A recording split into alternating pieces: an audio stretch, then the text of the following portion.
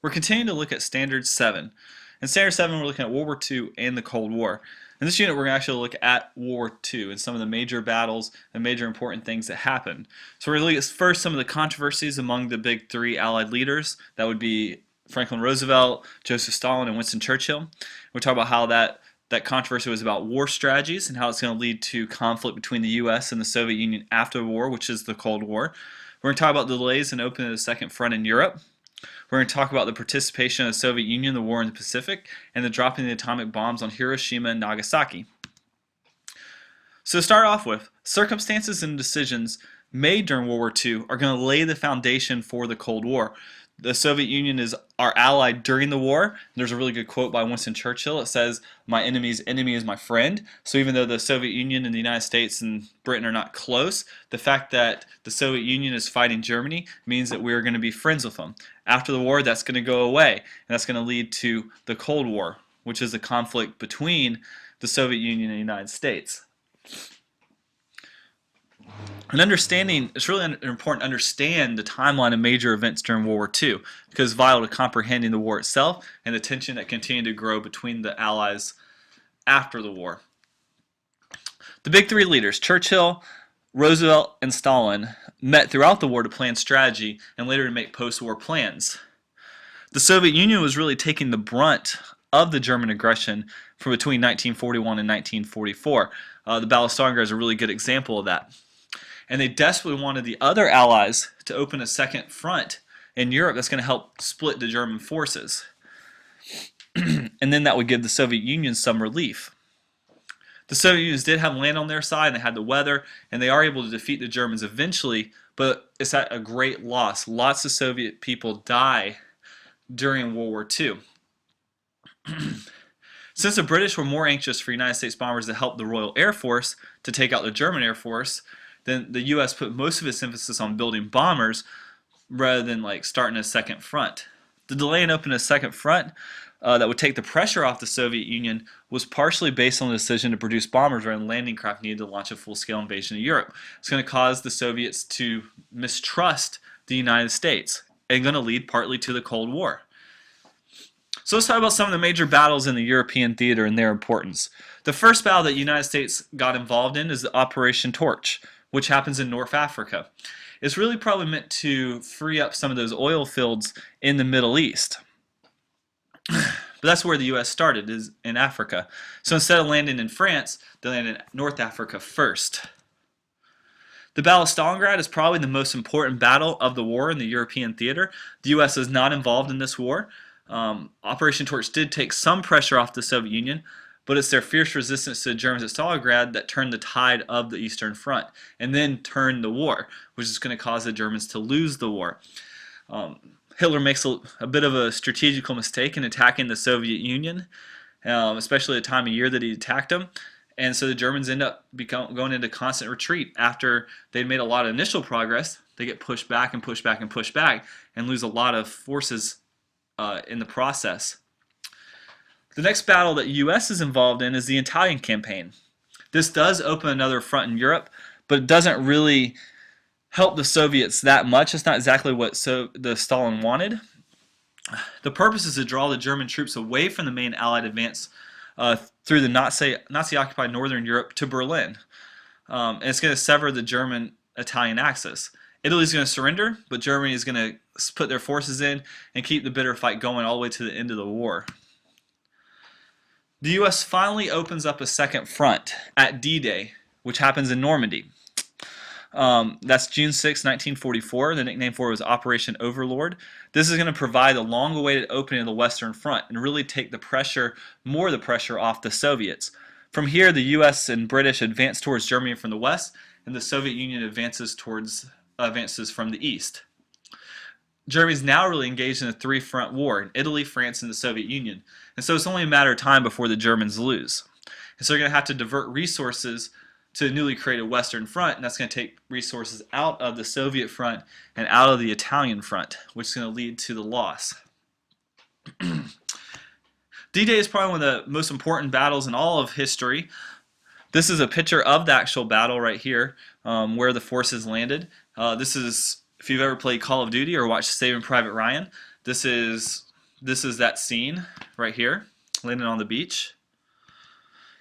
The next major battle after the opening of the Second Front was called the Battle of the Bulge. That happens on December 16th, 1944, and lasts till January 28th, 1945, which is right during the middle of winter, and that does play an important role. This is what's important about it. What you really need to know is it's the last major German offensive, and it's really the beginning of the end for the Nazis. Hitler used the last of his reserves for this last-ditch effort to save Germany, and it failed. American, British, and French forces marched towards Berlin from the west as Soviets marched towards Berlin from the east. And that's going to lay the foundation of the post-war division of Berlin and Germany and Cold War tensions over the Soviet dominance of Eastern Europe. Like I said, everything has to do with what's going to happen after the war and how Europe's going to be set up after the war.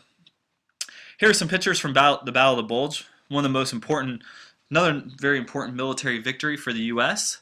that we just discussed. Here's some other pictures of it. Very brutal fighting, very cold fighting. And there's a picture of why it's called the Battle of the Bulge, because there was a huge bulge in the line. Now we move to the Pacific Theater, fighting against the Japanese. The strategy is known as island hopping. Important to know that. That's where they take islands one at a time and get closer and closer to the Japanese homelands and prepare to attack the Japanese homelands. One of the first major battles, major victories for the U.S., the turning point really of the war, is Midway. The U.S. broke the Japanese code, and so the U.S. knew where their ships were going to be in the Pacific. And this is a really unexpected victory. I believe 4 of the Japanese aircraft carriers are sunk at Midway, and that's going to put the Japanese on the defensive. Japan can no longer start attack places because now they're really trying to protect what they already have. And so here's a picture of Midway. The Battle of Iwo Jima is another major victory. It's a strategically important air base because from there they can launch bombers that would actually hit Japan. Before that, no long-range bomber would actually be able to hit Japan. And so that's going to change the war significantly in that Japan's going to the main islands of Japan are going to start getting bombed, and so some of the factories and all aren't going to be able to produce the materials like they could before. The next major battle is Okinawa. Capturing Okinawa was costly for the U.S. military, but was strategically important because the U.S. could launch a full-scale invasion of Japan from Okinawa. Now, they're not going to have to actually launch a full-scale invasion because of the atomic bombs, but that's what it looks like up to that point. They're going to have to get an island close to Japan so then they can launch a full-scale attack from there. These two battles demonstrated the tenacity of the Japanese soldiers, and that it was going to cost a lot of American lives if they were to attack the Japanese homelands. And so President Truman decides that we're going to need some help. And so they try to get the Soviet Union in to help. And so the Soviet Union does actually end up helping. They actually invade part of Korea, which Japan actually controlled. And they controlled the very top part of Korea, North Korea, which is then going to lead to problems, which honestly it's going to lead to problems all the way up to this day.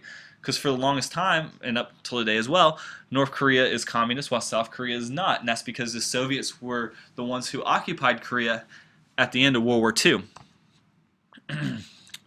Then President Truman makes another important decision. He learned about the Manhattan Project when he took over after Franklin Roosevelt died. And so the atomic bombs would help end the war more quickly. And so his justification for using the atomic bombs on Japan was that it was going to save a lot of American lives. They were estimated to cost somewhere between 500,000 and 1 million Americans' lives to invade Japan. And so in order for that not to happen, they decided to drop the atomic bombs. Dropping these atomic bombs is going to have major devastating effects on Japan. At Hiroshima, lots of Japanese people died. Same thing at Nagasaki. And it's also going to be a problem in the Cold War because the Soviets see that we created this new weapon and that we didn't tell them about it as some sort of threat towards them. And so that's going to cause problems after the war. However, as soon as the second atomic bomb was dropped, Japan does surrender, and that's going to help us have an ally in Asia because we're going to help rebuild Japan and make it into a modern country. Here's Hiroshima, picture of the atomic bomb. Here's some of the devastating effects from it and the plane that dropped it. There's Nagasaki. and the mushroom cloud that was over it. You see there's some pictures from the bomber before it dropped the bomb, and then there's some more of the effects. Obviously, the atomic bomb is very, very devastating, and it's going to really change warfare significantly. There's some more effects of it. The end of the war left the Soviets occupying North Korea, and that lays the foundation for the Korean War in the 1950s, because North Korea is going to be communist, South is going to be not communist, and so in the 1950s, the U.S. is going to step in to help South Korea, and that's going to lead to the Korea being divided all the way up to this day, and we're still talking about Korea. It's just in the news just recently, Dennis Rodman going there and that being a big deal. The use of the atomic bomb also had the effect of increasing the distrust between the United States and the Soviet Union, since the technology was not shared before the bombs were dropped or after the end of the war. Instead, the bombing of Hiroshima and Nagasaki is going to start an arms race with the Soviet Union. They're going to try to develop their own atomic bomb, and then when they develop their atomic bomb, we're going to work towards creating a hydrogen bomb, and then they're going to create a hydrogen bomb, and then we're going to create new nuclear weapons, and we're going to try and create missiles to be able to deliver those bombs. And so it's going to really lead to the Cold War. So really the underlying theme that you should know from this unit is that all these battles were important that we talked about, but underneath it all is the issue of tension between the U.S. and the Soviet Union. We were supposed to be friends, but because the United States didn't start a second front until much later than what the Soviets wanted, that's going to lead to a lot of distrust, and then developing the atomic bombs, and then the whole fundamental difference between communism and capitalism is going to lead to more distrust between the two sides. And so that's what's going to lead to the Cold War, which is where we're going to be going at the end of this standard. Thank you very much for watching this video. If you haven't already, turn in the notes guide and take the video quiz. Thank you.